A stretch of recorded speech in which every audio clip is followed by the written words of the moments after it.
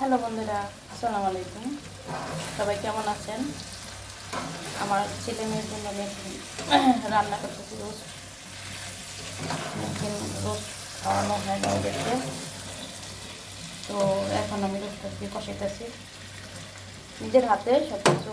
এই যে আমার এখনো হাতটা ভেজা, নিজের হাতে বাটাবাটি করলাম, কোনো ব্লেন্ডার ব্যবহার করি নাই। সন্তানদের একটু কষ্ট করতে করাটা এটাই আমার মায়ের দায়িত্ব। এখন আমি এই যে গাভীর দুধ গ্রামের এটা দিয়ে দিব বিসমিল্লাহ বলে। ইয়েস, এখন আমি এটাকে একটু কষাই নেব।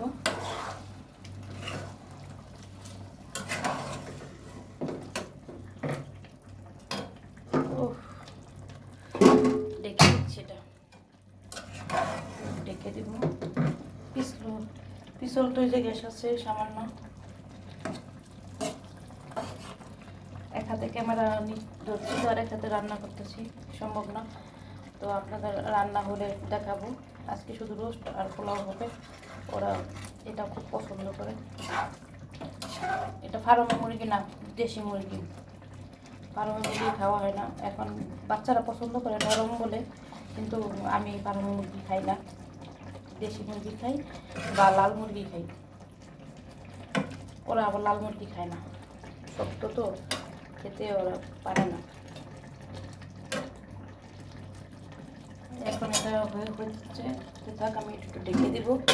সবাই ভালো থাকবেন, সুস্থ থাকবেন। আর এখানে দুধটা দিয়ে পোলাও রান্না করব। আল্লাহ হাফেজ। একবারে গ্রামের থেকে শহর পড়ছে অনেক মোটা। আল্লাহ হাফেজ। আমি এই যে পাটা নিয়েছি, পাটায় বাটতেছি।